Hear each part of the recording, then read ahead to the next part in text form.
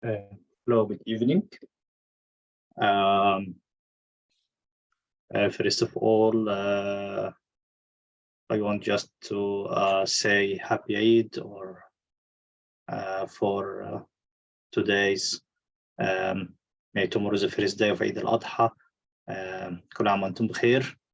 I hope it's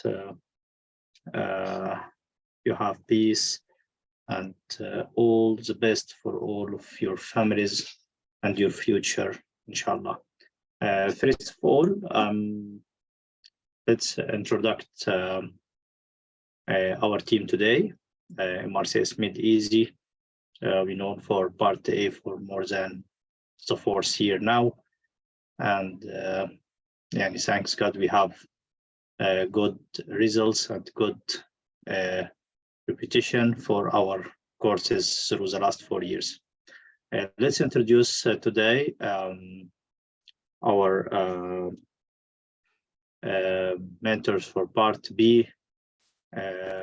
First, Dr. Muhammad Al-Awadi is an orthopedic surgeon working in KSA. Welcome, Dr. Muhammad Al-Awadi. Hello. Hello, Dr. Rami. Yes, Dr. Muhammad, I can hear you. Can you introduce yourself, please? Yes, Dr. Muhammad Al-Awadi, orthopedic surgeon. I'm one of members of Royal College since 1 year now. I've experienced since 3 years working in Part B. I hope we will help you, inshallah, to pass MRCS. Okay, thank you, Dr. Muhammad. Dr. Abdullah Mansour, he's well known with his great videos and OSCE mocks and his great teaching groups through the last year. He's working in UK in clinical teaching and medical education, and now he's working as a neurosurgery clinical fellow as well. Dr. Abdullah, can you introduce yourself, please? Yeah, hi, thanks, Dr. Rami, for the nice introduction. So yeah, I'm Abdullah Mansour. Some of you might know me from the YouTube videos, and I'm joining the team now. I've been working in the UK for around 3 years, and it's mainly neurosurgery. And for 1 year, I've been working and teaching in Cambridge University, teaching medical students, basically final year and year 5. Yeah, that's it. Yeah, okay. Welcome to our team. At the end, I'm Ram Youssef. I'm a general surgeon and GIT surgeon working in Kuwait for the last 5 years, and I'm MRCS certified for the last 4 years. And I'm mentoring MRCS Part A for the last 4 years as well. Hope we can enjoy our journey today through the webinar and through the presentation well prepared by Dr. Abdullah. He will give you all the points and all what you need to ask about MRCS OSCE.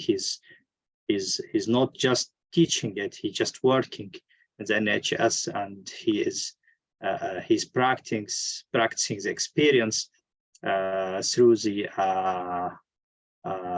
exams and how to deal with patients, what they need in questions, what they need during your exam, and he will be the best to give you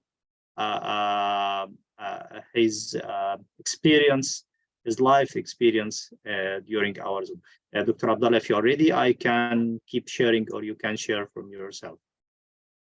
It's fine. I can share from my side just to get sort of control, if that's all right. Okay, just a minute, please. All right, guys, until Dr. Rami get this ready, can I just ask everyone to send in the chat?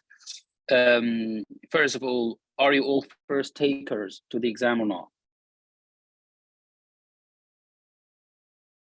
Is that the first time for all of you to set the exam, or Has any of you done the exam before? Fresh, okay. Yes, first time, great. 3 people. Excellent, excellent, excellent. All right. Dr. Abdullah, you are ready to share? Yeah, thank you very much. Let me just open the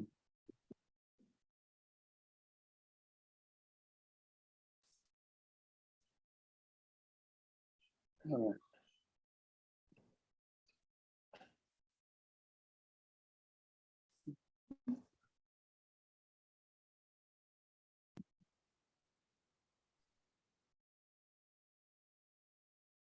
Okay.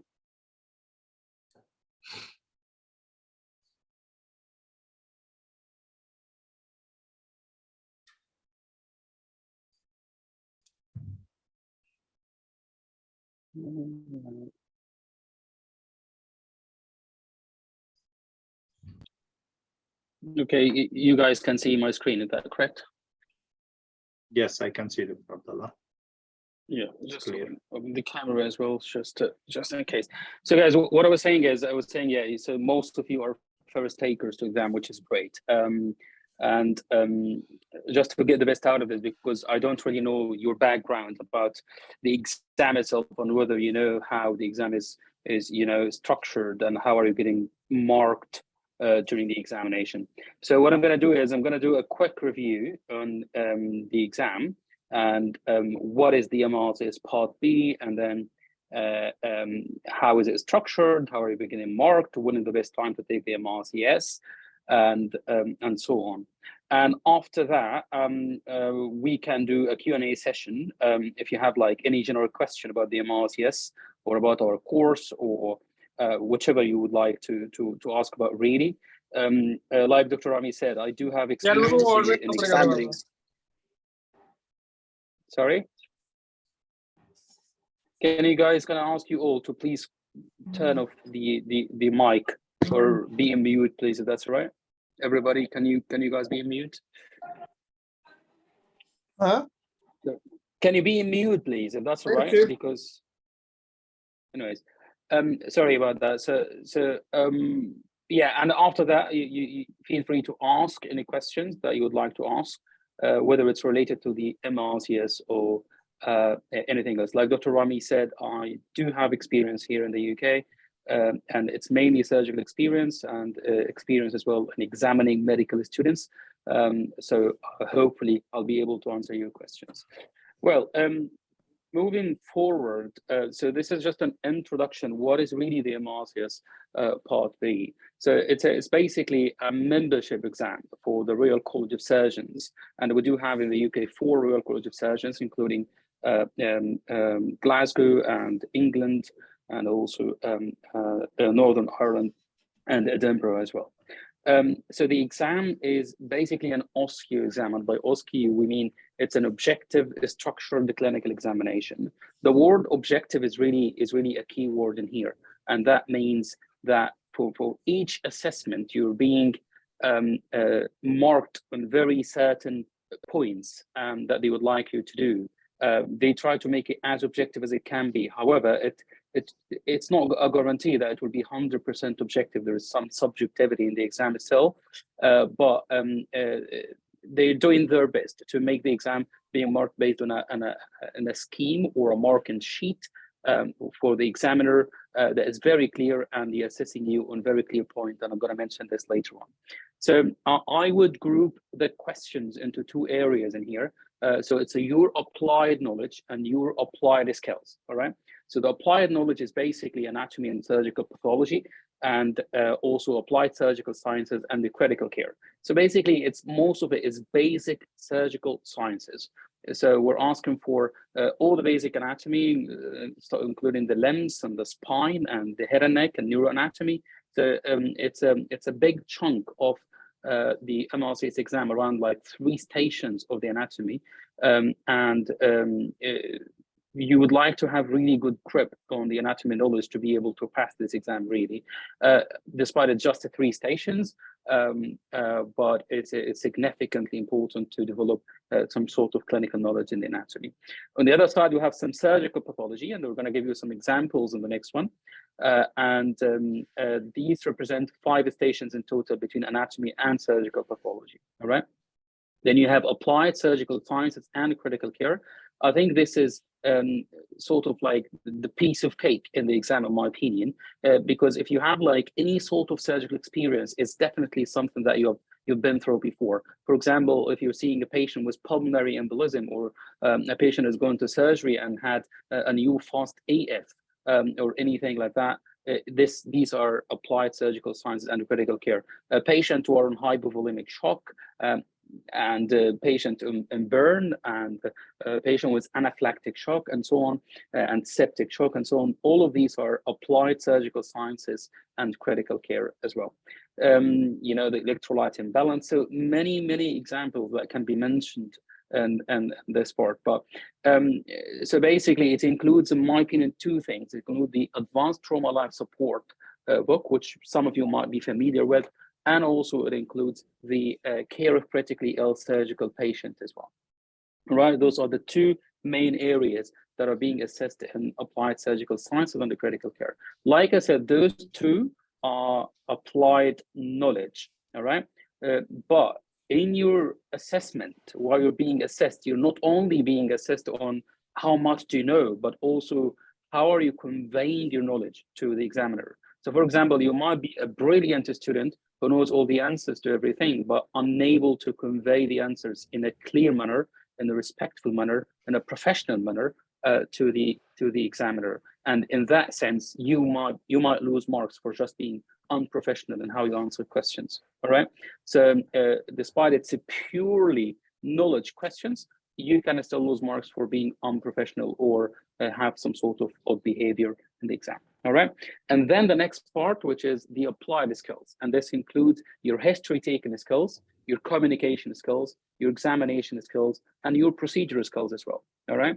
And together they are around 9 stations, 5 for clinical and procedural skills. It's around 2 procedures. They can ask you to do like suturing technique and maybe clean a wound, or many different procedural skills that can be done. And clinical examination can be anything from head to toe, basically. And the communication skills, we have structured this in our course in a certain way, which we're going to talk about it later.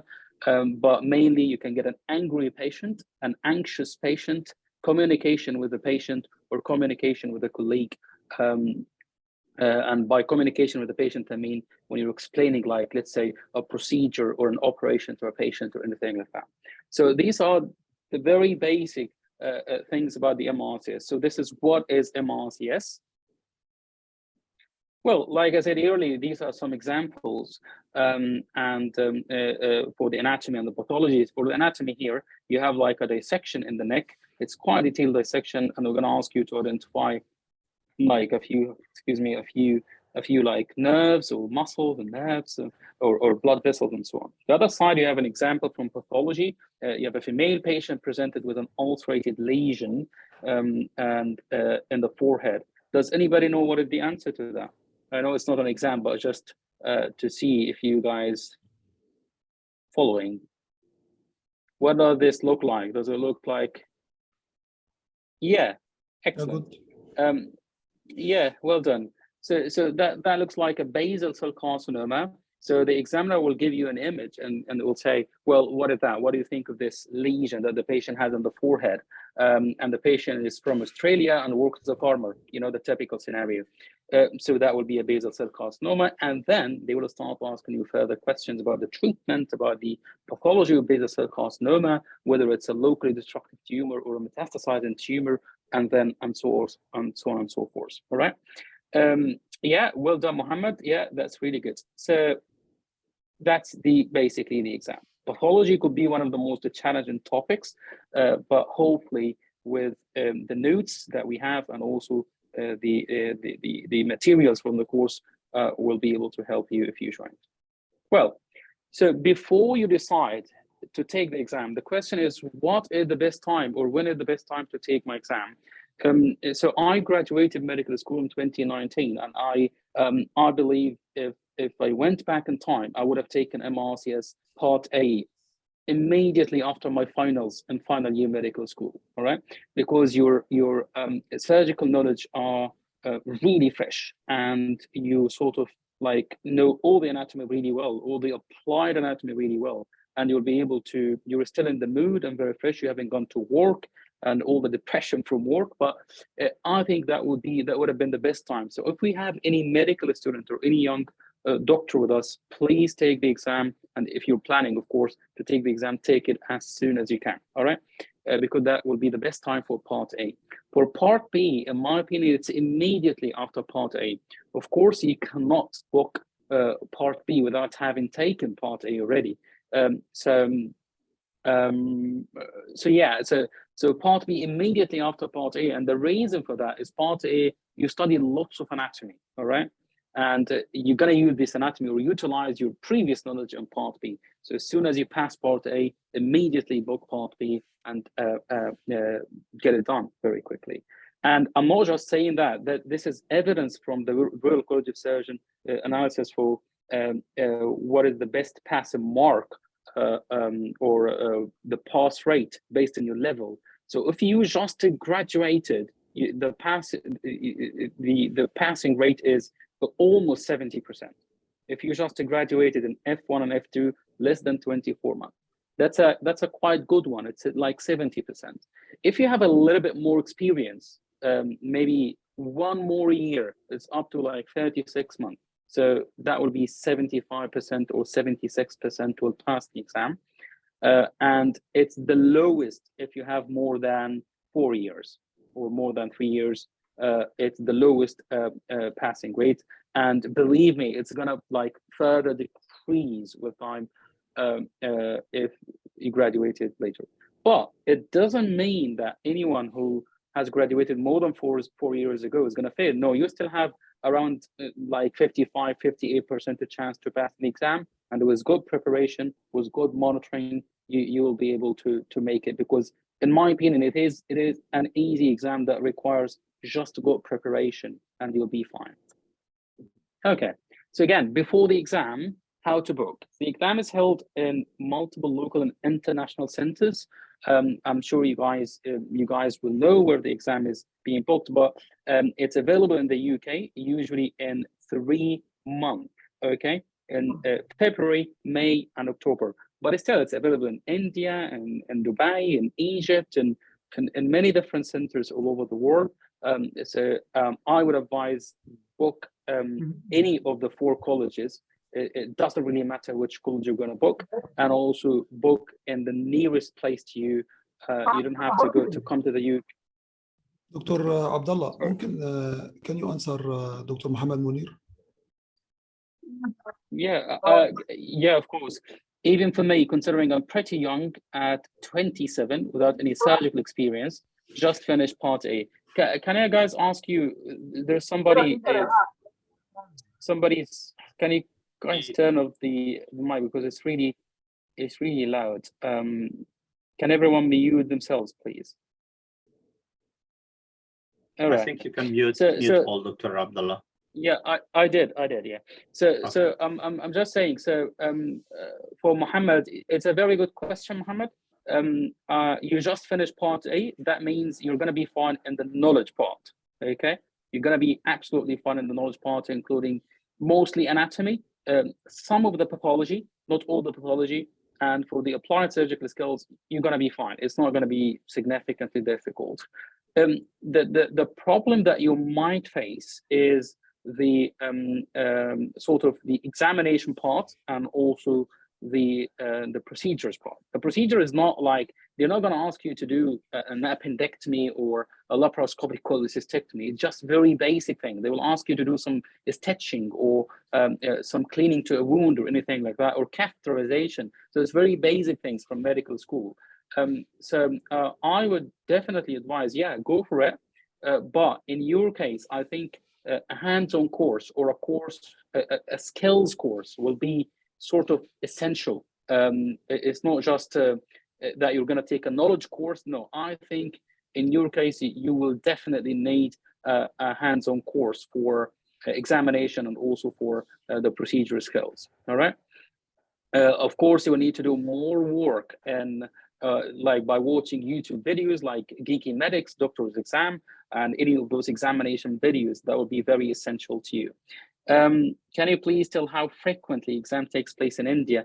I'm unsure how frequent it is in India, but I think almost all over the world it's a 3 month a year, yeah, 3 times a year basically. And is there any difference in exam question between different royal colleges? It's a repeated question and everybody asks this. Well, no, they sort of standardize their practice and they will sort of ask very similar questions. Of course, if 2 exams are being held at the same time, they have all the right to change the stations, but they are not gonna like make the difficult people abroad and the easy people locally. No, it's a standard exam, and like I said, it's objective, and the examiner will not know the details of the exam until the morning of the exam. It's basically a station that have been repeated repeatedly multiple times over the last maybe 10 years or maybe more. All right, so I'm gonna stop for questions now. Feel free to write your question, and I'm gonna take all the questions at the end, if that's okay. So, like I said, 3 times in the UK, and I think 3 times.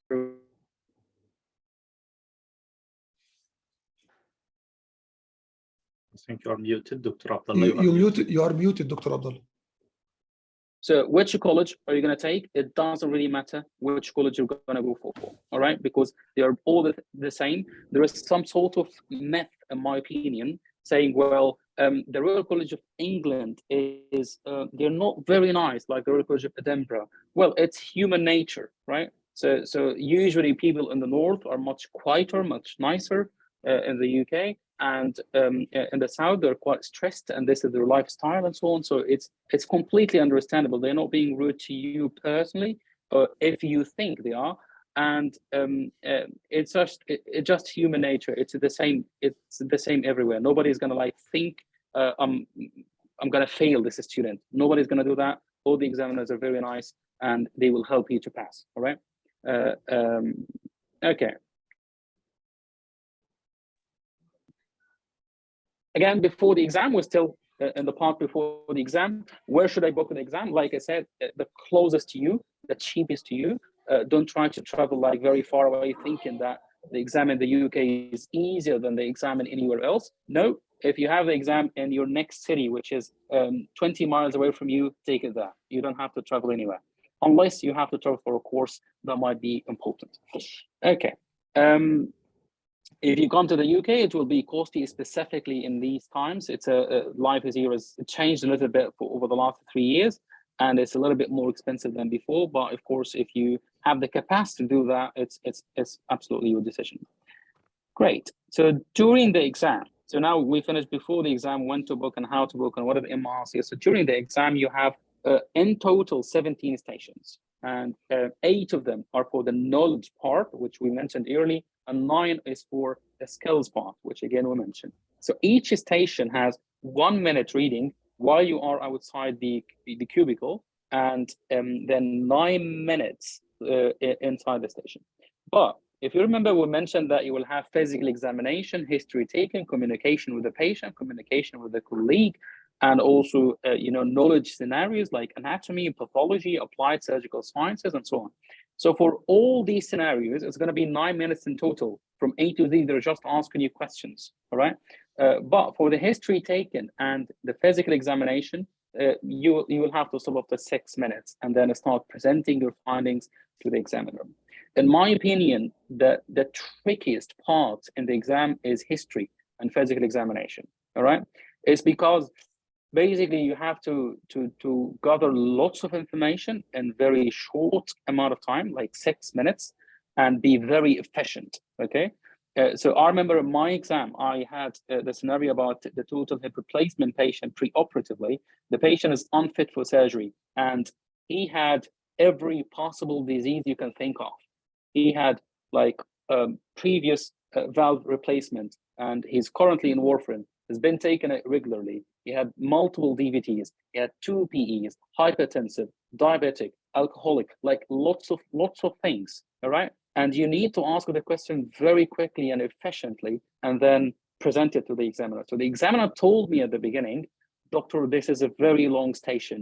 You'll have to be very efficient and ask questions very rapidly. I wasn't even waiting for the patient to answer my question. So I was sort of, well, what's your name? I don't care what's your name. He said his name, but I don't really care. I didn't take the name. Like, I mean, I was asking lots of questions one after the other and just quickly writing the answers and asking the second questions very efficiently. So I finished, I think, in like 5 minutes, 30 seconds, and then started presenting. Again, while you are presenting your scenario, you need to make a very short sentence. It's not like the examiner has been listening to you, has been listening to the patient answering the questions. You just need to make a very short sentence. So for that patient, for example, I would say a 74-year-old male patient with a complex history, having heart transplant, having had before a valve transplant and currently on warfarin, coming for elective hip replacement. And I think the patient is unfit for surgery and I need to cancel it. That's it. You don't have to go through the whole thing again. And of course, if you attended a course, they will definitely do that. In physical examination, again, the same thing. You do have 6 minutes. It's not 9 minutes of doing your examination. So let's say, and even in my exam,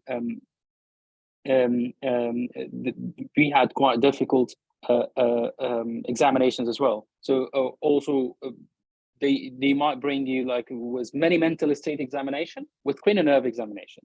I would say it's impossible that I'll finish this in real life. It's impossible to finish it in 10 minutes. All right. So you have to ask like 30 questions to the patient. At least this will take 5 minutes. And then you're going to do cranial nerve examination. I would say maybe 5 minutes more. So that's 10 minutes. I'm unsure how we're going to make this in 6 minutes. But again, they're not expecting you to be perfect. They're expecting you to communicate and deal professionally under pressure. So it's one of the assessments that you have to go through. All right.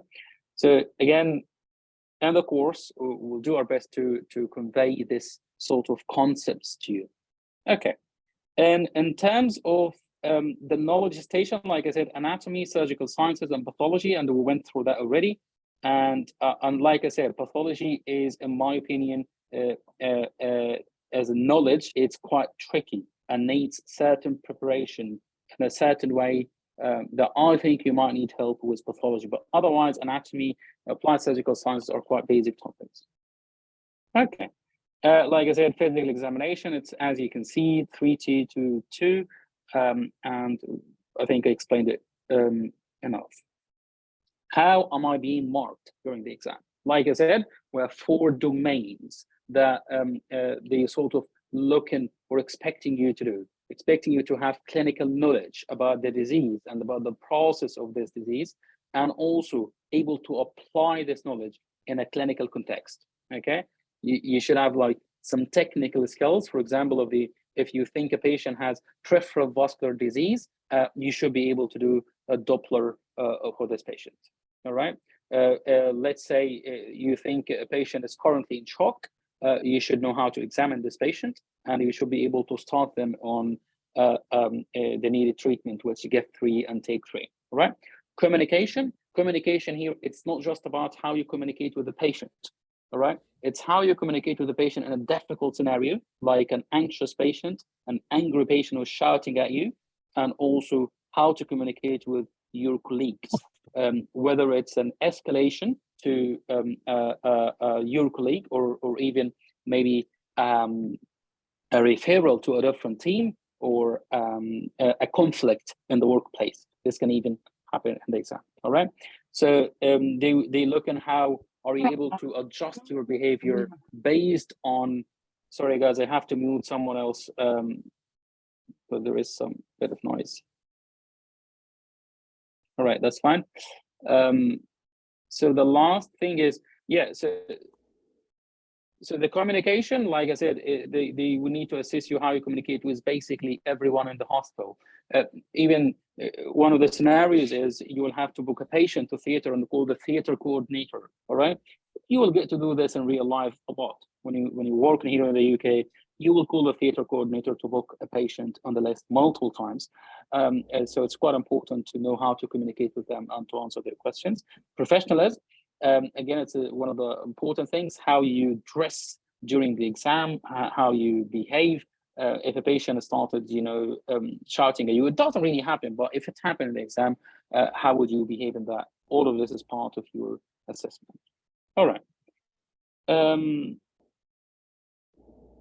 Next is, again, during the exam, how are you being marked? So each station is marked out of 20 marks, and then they're going to give you an overall marking scheme that is called fail, borderline, or pass. All right. So if you are a borderline, somebody else has to look at your marking and then will decide whether you deserve more marks or not. All right. But fail is a fail, and pass, of course, is a pass. There isn't like an excellent or anything like that. It's just a pass or fail exam. Okay.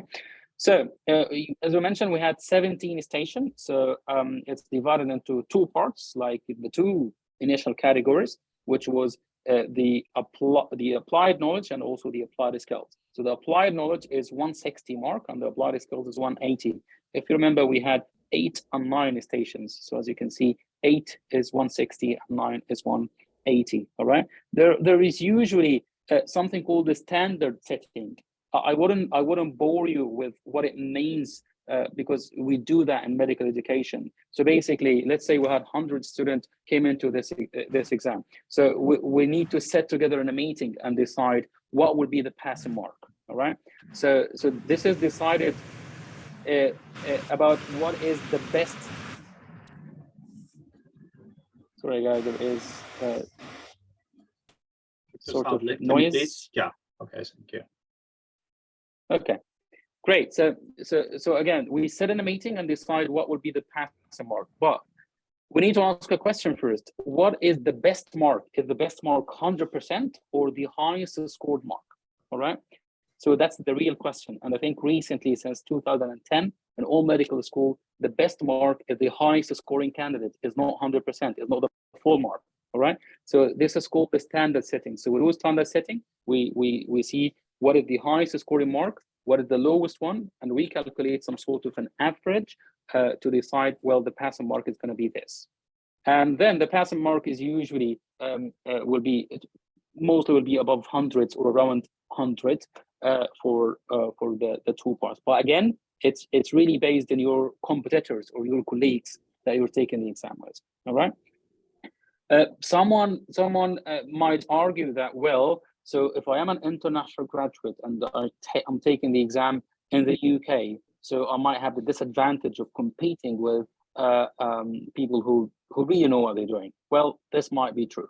All right. Unfortunately, that might be true. Yeah. So that's why you need to do like some sort of extensive preparation to be as good as the natives, basically. All right. Yeah, that's an important point, Dr. Abdullah. Maybe because you took your exam in UK and as you are practicing in UK for more than 3 years, but for overseas exams, I think we face many of my friends. I had my exam in Cairo. I passed from the first time, part A and part B, but I think all my friends who try to take their exam in UK during the lockdown, during the last couple of years, they face this problem. Even they make completely confident that they answered good and they are doing much more better. Even I have one of my friends got the exam for 3 times and he said every time is better than the previous time. But in UK, he found that the competition is very, very high to pass among UK workers. Yeah, I completely agree with that. Like I said, I wouldn't argue with this. I even personally know people who haven't practiced in the UK and they failed when they did the exam in the UK. So it's completely understandable. It doesn't mean that you are a bad doctor. It just means that you're competing with people coming from the system. You might have better knowledge than them, but they know how to communicate their answer very well. All right. So I would advise. That's why I said take the exam in the nearest center to your house. Like let's say the nearest center is 2 miles away. Take it there. Don't try to go far away for the exam. All right. Good. Okay. So this is just a results breakdown. As we said, we have 3 stations in anatomy, and then surgical sciences, and also, I mean, as you can see, we have explained this in the previous slides, and also that will be the passing mark, like we said, will be from 20, and then they will calculate the passing mark based on that. As you can see here, so maybe I'm sure that this is the right one, but as you can see here, in all the knowledge, they mainly give all the mark for the clinical knowledge, as you can see here. All right, but like I said, it's still professionalism is part of it, and how you answer the questions. So let's say you're trying to speak in a way, or let's say somebody's English is not great and is unable to communicate the answer in a certain way. Of course, you're going to lose the mark because you haven't said it correctly. So this is considered part of professionalism. But as you can see from the knowledge part, the purely knowledge part, all the marks are going for the clinical knowledge. You can see here for some of the applied surgical sciences, you have some sort of 12 marks for the.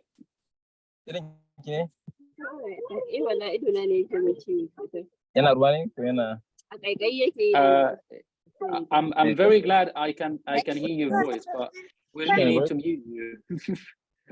Okay. All right.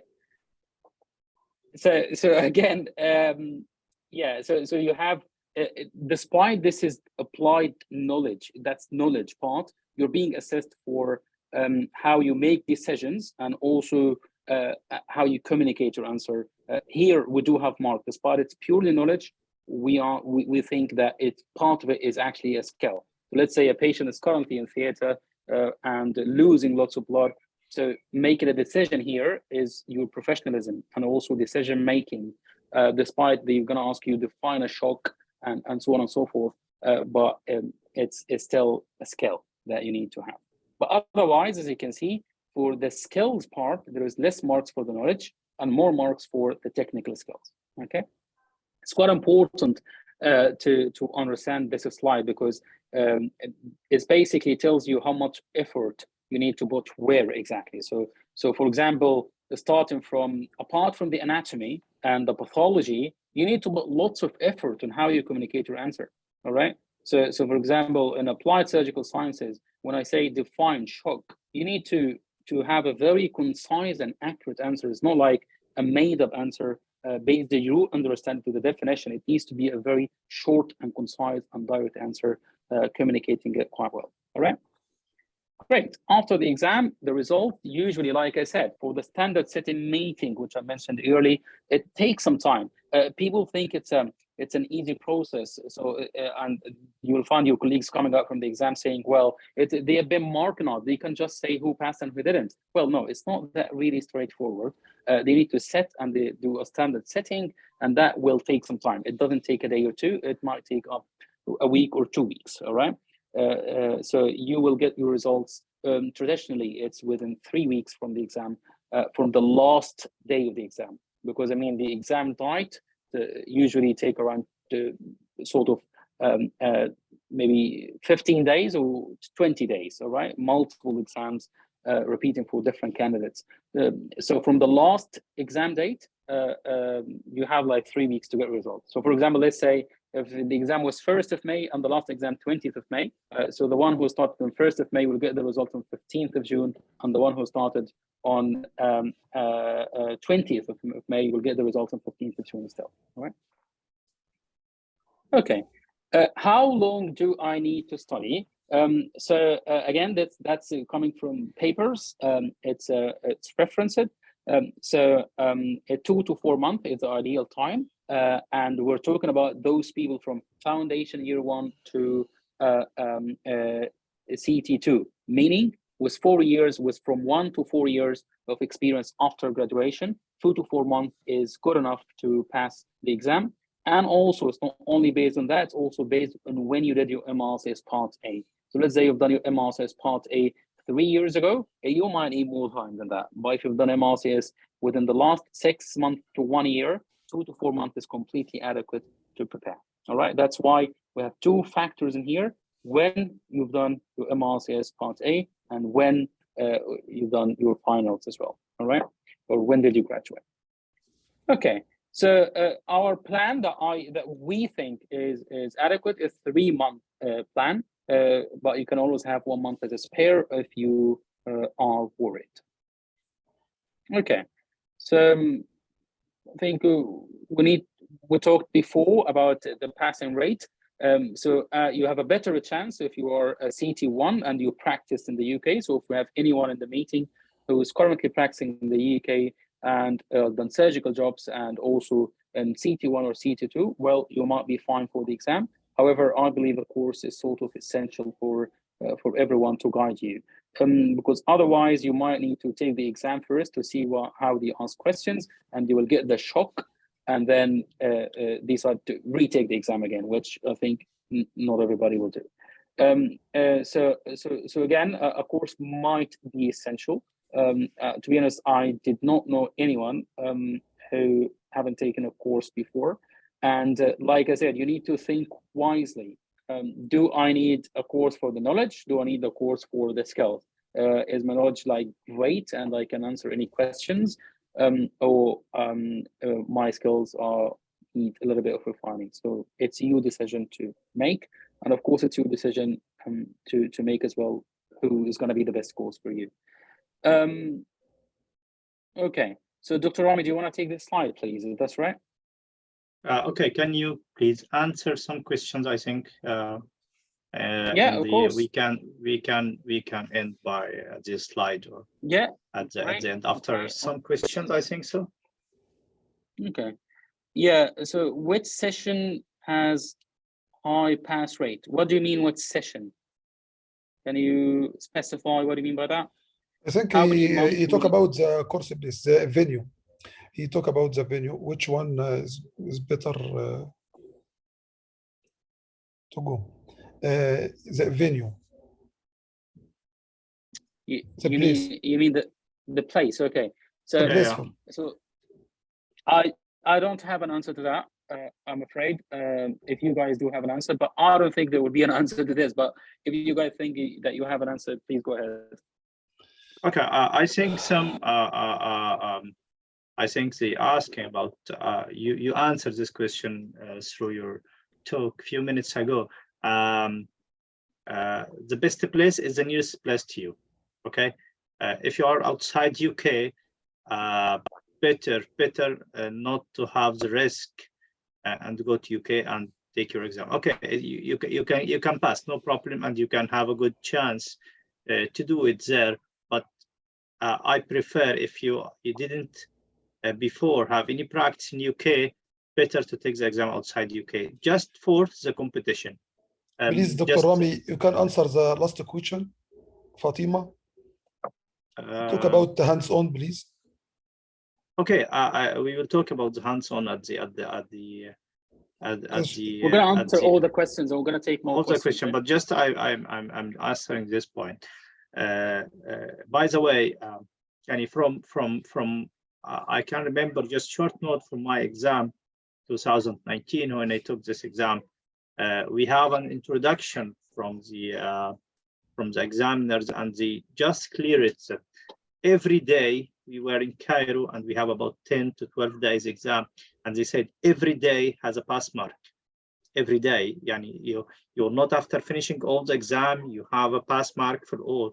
They say today because I think we have 3 or 4 days different stations and different exams, so they can't put the exam all the pass mark for all the exam at the same day. So they found that today they put a new station for the first time, and they they have a very low answered and pass mark in this station. So this day has a special passing mark and so on. So the competition in this exam is very important. The competition again is very important. You can get higher mark in UK than you get in Cairo, but you can pass in Cairo and don't pass in UK. Okay, this is the first thing. The second point I want just to clear, maybe not very clear during the talk, that this exam need both your mental practice and your study, and at the same time your practice. I always say to my candidates, you have a brain and mind memory, and you have a muscle memory, for the skills part, especially the clinical examination and procedure part. If you didn't practice good, with one of your friends, doesn't mean that it's enough to go for a couple of days for hands-on training and just it. No, exactly.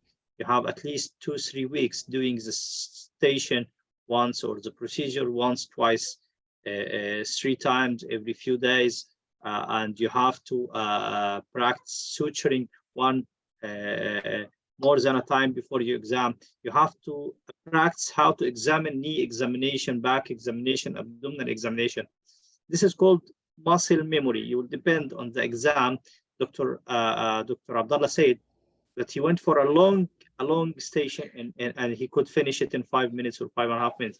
For me, I went for cranial nerve examination, 12 cranial nerve examination in one station, and I have to finish in 5 minutes. You can't say 6 minutes, because if just you have the ring alarm to stop your examination, you can't continue. Okay, so practicing together with studying is very important. You can pass the knowledge part with full mark and just go for the skills, and you can stop in the middle of the station, and you don't know, you can't remember the next step, because you know it by mind. You studied it many times. After I make a palpation, percussion, auscultation, I see the light palpation, the deep palpation. Okay, where is the next step? You make it by your mind, but when you practice it by your hand, that's why when you have just a little, any surgical or clinical practice, it will be better for you. You have to have a study partner. You have to join a team in your study. You have to practice the last months before the exam together, side by side with your studying, to practice how to finish the procedure, how to finish examination, how to finish history, and how to finish communication in a short time, or in the exact time for the station. That's why we said always you will have to be practice through mock sessions, or with your friend live, and time-based station, time-based study. So now I'm going to make a knee examination. You can do it in 10-12 minutes. That's okay, well and done, but you will not pass the exam. You have to do it in 5 minutes. And you always practice. If you have 6 minutes for the exam allowed, so you have to practice it in 6 minutes. If you have the communication in 9 minutes, so you have to practice to finish it in 7 or to 8 minutes. Okay, this will come by practice. So practice is the key path for MRCS Part B and OSCE. And I can tell you that if I make a percentage, those who can't pass, most of them can't pass because of the skills part. Okay, I think that's the point. I can't remember. Not all countries conduct the exam. Same months. How course and session will be managed. Okay, that's a problem, and it is not a problem. The course will be given. We will try to do it 4 times a year. Okay, we can't stop, because every month you have exams in different countries, and you can't do a course for special countries. So what you can do is that you can target a group of exams. Like if we are going now for the next course starting in July, so we are targeting starting from October and November and December. The other one, the next one, can be starting on starting a new one in October, and this will take October, November, and December. This can target February and March exams, as example in Egypt, and so on. And as Dr. Abdullah said, you have to keep 1 month as a revision month, or just a spare month for your study. So you are going to October, you can't start your preparation on July. Just it will be a little bit difficult and risky. You can do it, but just give yourself 1 month spare. So now joining October, November exams, sorry, November, January exams, December exams, you can start with us now. But if you already started before, or this is the second time, it's okay, you can do. You're just making a revision and you're just putting some points in its place. That's all, and you can find this in all courses. You'll not find one course targeting every exam as a separate. How well do the online courses prepare the candidates for skills? Yeah, can I take this question, please? If that's right. Yeah, sure. I'm just sure. It's really an interesting question. So I mean, Dr. Rami, you can back me up as well if there was anything. So I think in the skills part, so asking about the skills are history taken, and also clinical examination and communication. All right.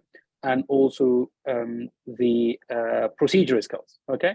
So for the history taken and the communication, you don't really need to be like, to be with someone actively, physically with someone to practice those two parts, all right? We can make up a history now and practice history together. You can take history from me.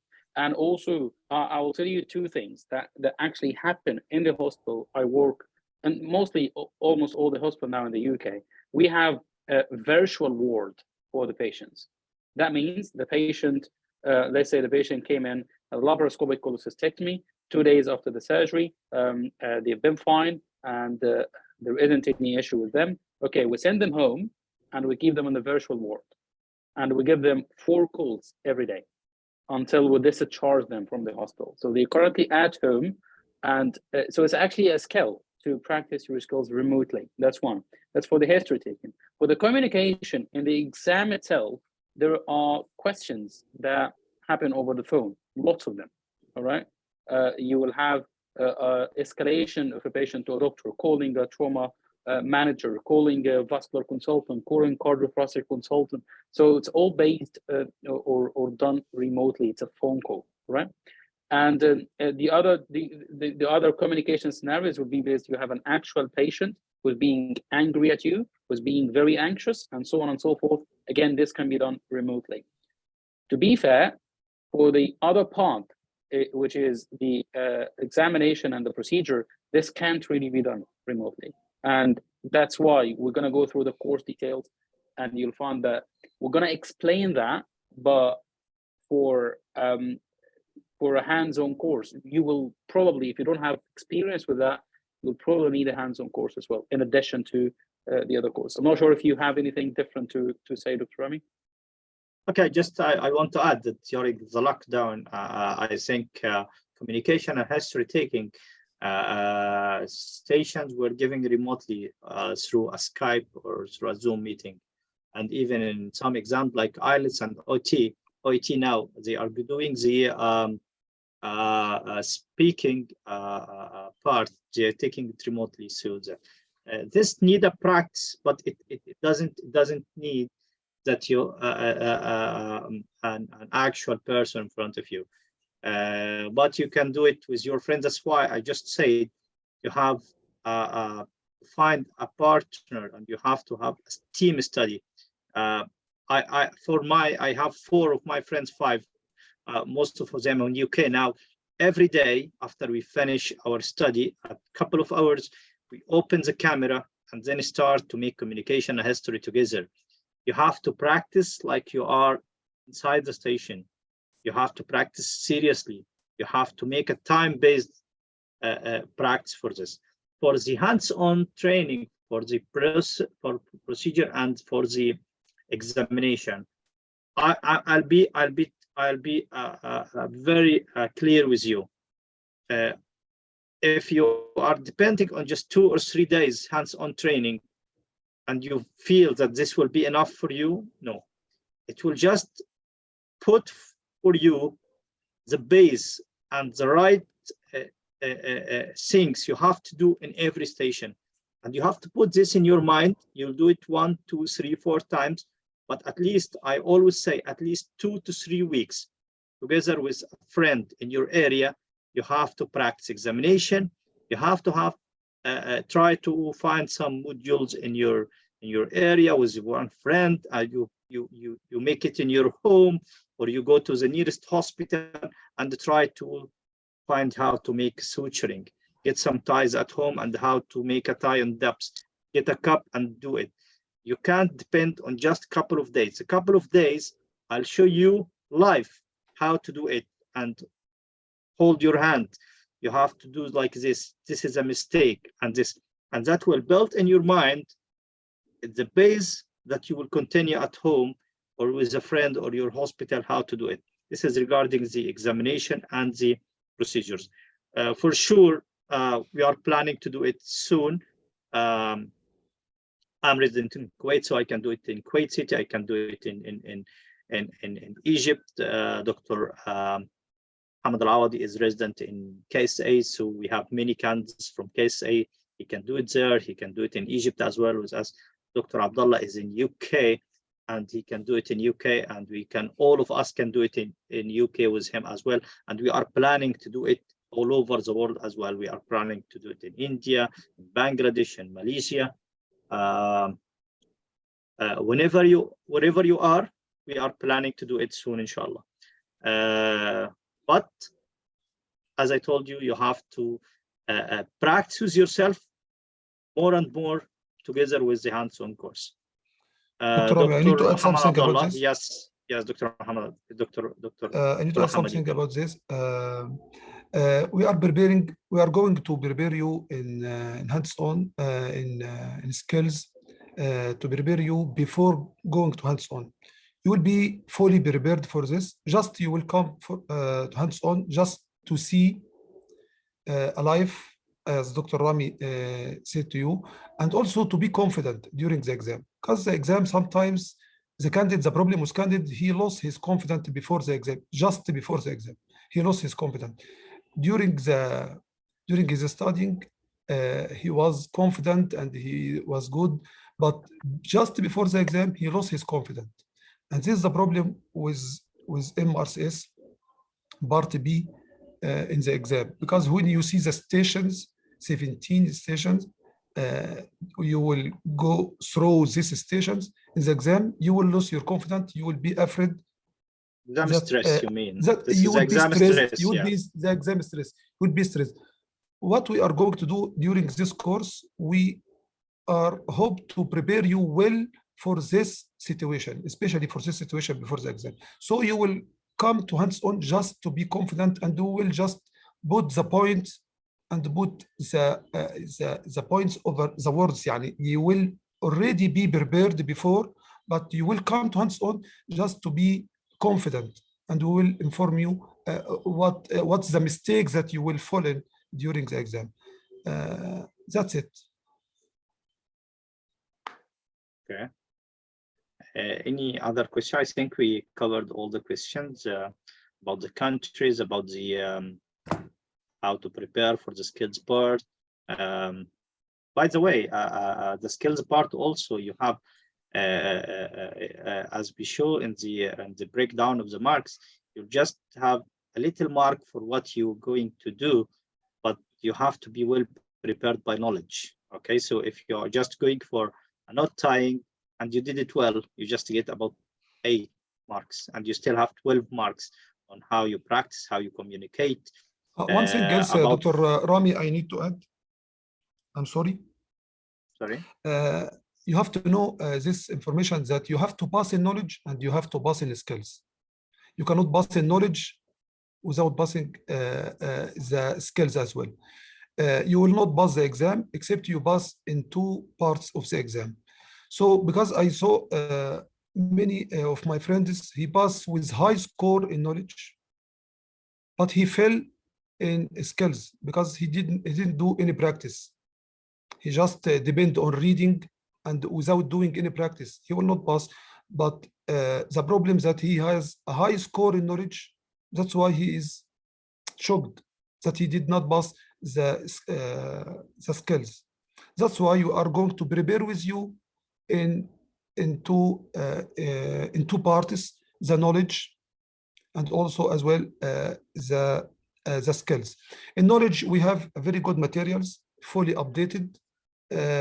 You will not miss any questions until now. There is no any new questions, not with us, with our material and with good explanation, with concise answer for the exam. You will take the full, as Dr. Abdullah informed you, anatomy station and the pathology station will depend on knowledge only, in your knowledge, and we will give you all the knowledge about this.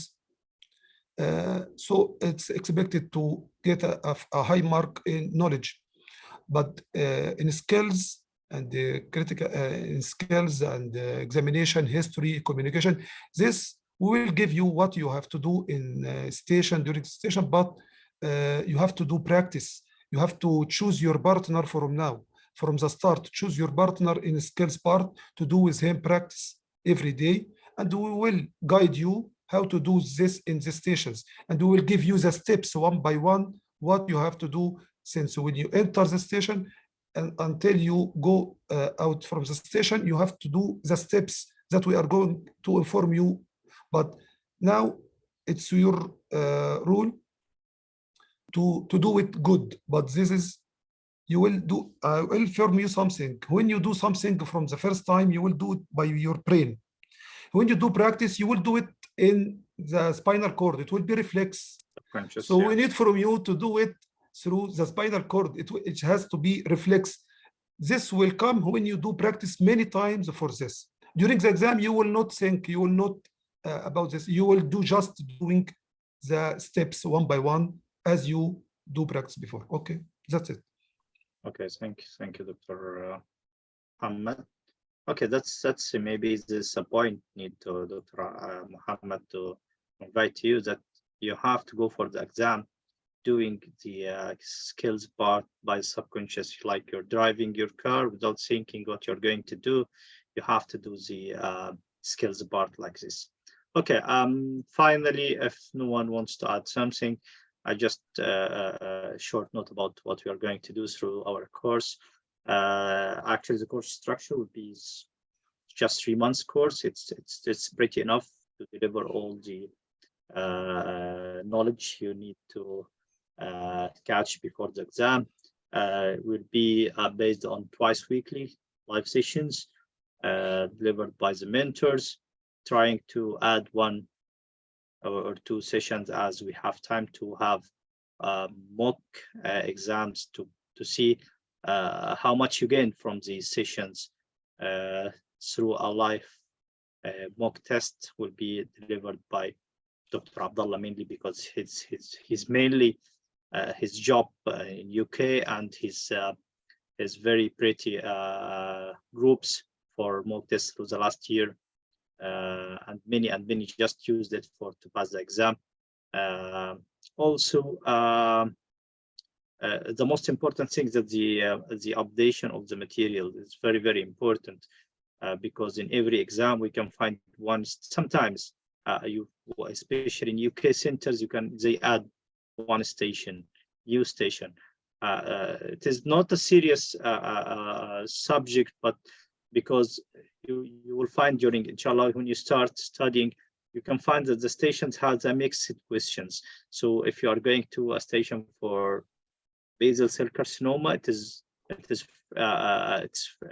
it's very common to be asked about shock, and it's very hard to be asked about thrombosis, or to be asked about infection or in a microbiology question. So the stations simply is a mix of stations. So sometimes you say, okay, now you get the station about the liver, new station, but you'll find more than half these station questions it just scattered or just picked up from out from other stations. Updation of the material is very important. After each exam, we receive the records from our cans and our friends. If there is a new station, will be added regularly, so you have to check, and we will inform you about. You have to check your materials frequently and regularly. New questions will be added to the drive as well in each station. If one station have 1 or 2 or 3 questions, all this will be added as well. And also we have a good collection of recalls through the last few years, especially after the COVID, and then after application of the new criteria of the exam in remarking, and some new questions were added, and all these recalls have been collected. Those who are going to join the course, they will have a private course group. It will not be just an open group. No, it just will be private course group. We are with you all the time.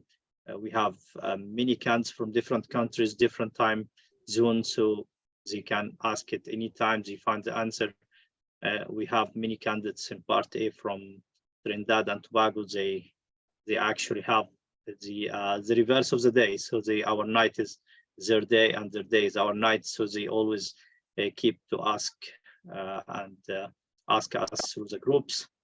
And that's all. You will receive the drive having all the materials. By the way, we have just 2 things planned soon through this course. It's the hands-on training course will be scheduled soon after or just before we finish the knowledge part. And the other one is the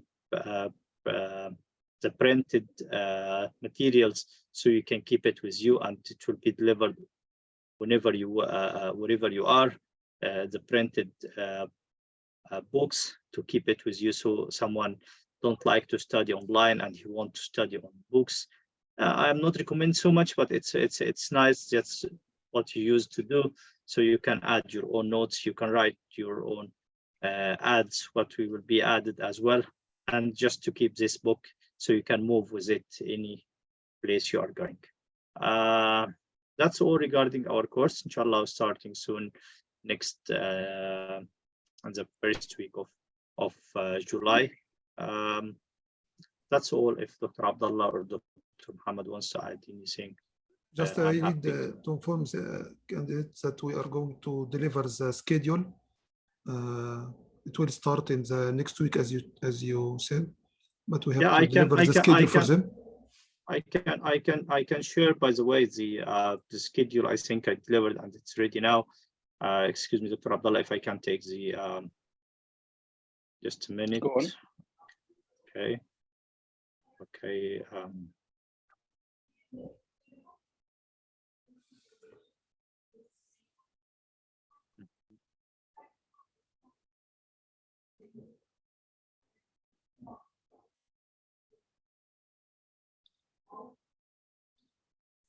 You can share some of our material as well, Dr. Rami.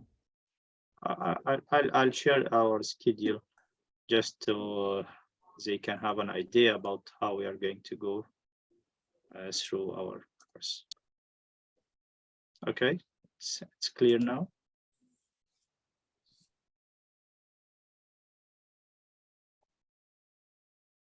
Yeah, you can see. Okay, that's simply that's simply we're going to go.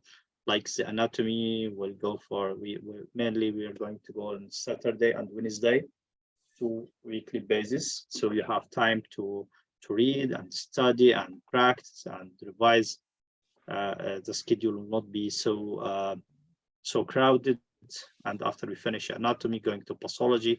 And pathology you'll find in one set, you'll take about 8 to 10 stations and so on, and just have twice. The station is about couple of pages, sometimes 3 pages, sometimes. So it is not the big issue. So you feel like it is somewhat crowded. No, it's just very simple. So, and it is well chosen to be related to each other, and you'll find some questions are repeated in every station, but it is the station come like this. So you can be asked about the aspirin mechanism. And also as well, it's full of picture. Yes, it takes space, just spacing. So you can find yourself asked about the mechanism of action of aspirin as well. So it can be asked in abscess, it can be asked in temporal arteritis, it can be asked in cancer, and so on. And then we go for the critical care, and this is the end of the knowledge part. Then we go for the history and examination and communication and so on. This is simply twice weekly basis. If you just follow the schedule, you can make sure that you'll finish all the schedule within 3 months, and it is completely enough for this. During this during the skills part, we will have from time to time we'll go through unplanned session here. We just maybe in between. So in 15th of September, okay guys, let's go for some to practice some communication. Let's go to practice some history. Who's free now? Yani feel free even through the group. Who is free with me tonight? I need 2 or 3 persons so we can go for some stations for history. Who's free tonight to do some communication session? This is how to study. Be sure you can't depend on any course for 100%. The course will give you 50 to 60% from what you need to study, which is enough to study, but 40% or 50% is depending on you. You have to study, you have to practice, you have to study, you have to practice. You are physicians, and you are big enough, not someone to give you something like spoon in your mouth. You have just, it is ready. This is the material, this is a piece of cake, and you have to eat, you have to study it. Okay, this is simply regarding the course schedule through the next 3 months. Okay, Dr. Abdullah need to add thing. Dr. No, that's brilliant. That's brilliant. I think you've covered everything. It's like we said, we have 3 mentors with sort of different experience with the exam and also with their life. So we have lots of ideas for that course to put in. Maybe one of the things we talked many times about the history and examination. So for that part, there are some checklists available, which I think wasn't provided by anyone before, for the examination part. That will be sort of like, we talked multiple times about that you need to find a study partner, but the study partner is sort of doing a subjective assessment to you, or yes, maybe some sort of like half objective assessment, but when you have a checklist that is very objective, telling you if you've done the deep palpation, you're going to take a mark. If you haven't done it, you lose a mark. That's it. There is no argument about that. So there will be some checklists available instead of just giving you a whole text to read, that you do abdominal examination. This way, I think we all have done abdominal examination many times. Even if you are a psychiatrist, you've done it many times in medical school. So basically, we have lots of areas to put in for that course, and hopefully it will help you. Okay, yes, that's very important. By the way, choosing your study partner is very important on the exam itself. So both of you can you can't judge yourself, like you got judge the examination without having a checklist. So first of all, take the right checklist. That's why I say hands-on training or the skills part. When you have a practice, you have to take the right practice, and you have to make sure that you are not missing any point. And if you have 3, 4 friends doing a practice together, it's better than 2, because both of you can miss 1 point or 2 points, and both of you do the examination missing this point, and you just surprised in the exam that you miss it. But if you have 4 person or 5 person, like I did, it is I think it's very difficult that the 5 of you forget this point. Okay, so what we did before, so that we are a questions. group of 5. Yeah. We are a group of 5. I thought you said. Okay, we are a group of 5 doing. Okay, Rami, you can go for history taking about thyroid. And after I finish, okay, guys, what's your comment? One say yes, it's good. Another one, no, you missed 2 points. Another one, yes, you missed 3 points, and so on. And when the point you miss during the practice, you will not miss in the exam. So you remember during the exam, during my practice for thyroid, Dr. Abdullah told me, Rami, you forget to auscultate the upper pole of the thyroid. Okay, so very, very important, very important to have good partner, and you have to take your stations first from the mentors by its right, by its complete way, and then you start to practice. And for sure, we will practice with you first. And as Dr. Abdullah said, we will give you the checklist, which point you have to go through the station and through your examination, which point you have to cover all of this checklist. If you cover all of this, you will take full mark. It's not far away from you to take full mark. You can take full mark in the station. You can take it. Don't worry about this. If you follow and you cover all the checklist that we are going to give it to you, that we will give it to you, you will cover everything, you will take the full mark. Don't worry about this.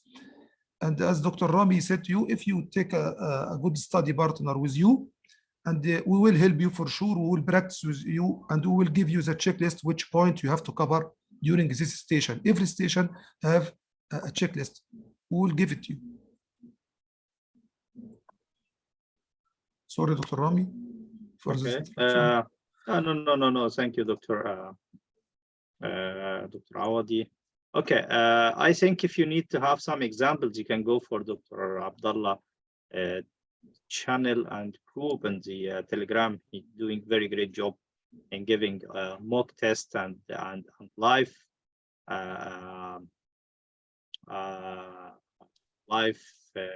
I can say live exam, because he's an examiner, and he is a clinical or his educational job for a long time in UK. So for the graduate and for the surgery itself. So I think you can go for his group and find many. Yes, thank you, Dr. Abdullah. The link, Dr. Abdullah sent it. And the Telegram link as well. So you can find many free materials and free sessions and free mock tests through the group. Thank you all of you again. Dr. Awadi, if you want to ask or to add anything, please, you can go. Dr. Abdullah as well. We have two questions. I think I will answer one of them, and I'm going to give you the other one. So first of all, someone has said the part in England, yeah, you can take the part B with Edinburgh or with any of the 4 colleges. It's absolutely fine to take it with 2 different colleges. You will be qualified at the end and have MRCS. Okay. The next question is for you, Dr. Rami. What is the price of the course payment and payment options? Okay. The cost for part B, we will just started with the same like. Part 8 will be 299 USD, 299 USD. Payment option is very easy, so you can pay by any currency from any place in the world. You can buy credit, you can buy by debit card, you can buy by, you can pay by any card you have. Because we face this problem through some time before, like I can do by Visa card. I can't afford cash at the moment or something like this. But now the new payment platform for our course, you can pay anytime by any card from any place, by any currency. You can choose your currency you want to pay with, and you can buy by your Visa card or anything. All right. That's all. Does anyone have any other question, guys? Whether it's related to today's talk or anything else about the MRCS?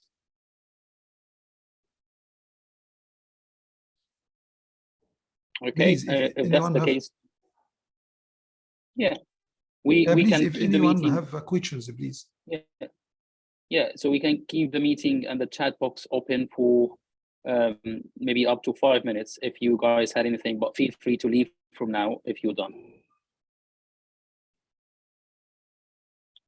But we're going to keep the chat box open for 5 minutes. If you had anything, just end it. Exactly. Okay. Thank you, Dr. Savlin. Who's in UK? Can you just tell we receive some question? Who just based in UK at the moment? No one? Just raise your hand or open your mic and say. Who's planning to take his exam in UK or just booked his exam in UK? No one. All cancelled. All cancelled UK. Yeah, Dr. Gregory. I think Dr. Gregory, you are based in UK. Yeah, you are. I think you are based in Gregory UK. is raising a finger, not a hand. Yeah, I think. Me as well, sir. I don't know how to No problem. do it on the phone. I think Sorry, Dr. can you say Gregory again? is based. I'm in the UK as well. It's Ayush. Okay, excellent. Where are you based?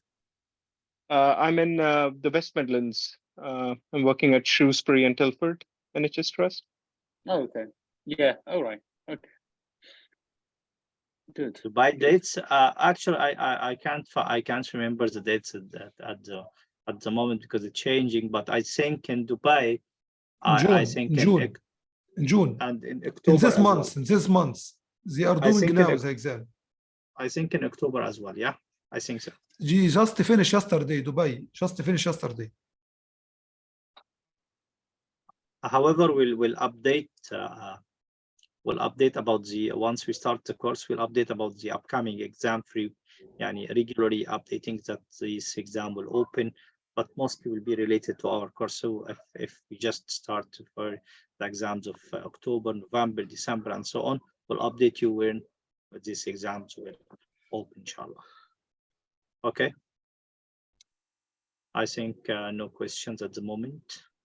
Yeah, so we can maybe give it 2 minutes and then close the meeting. Yeah. Maybe 2 minutes or something.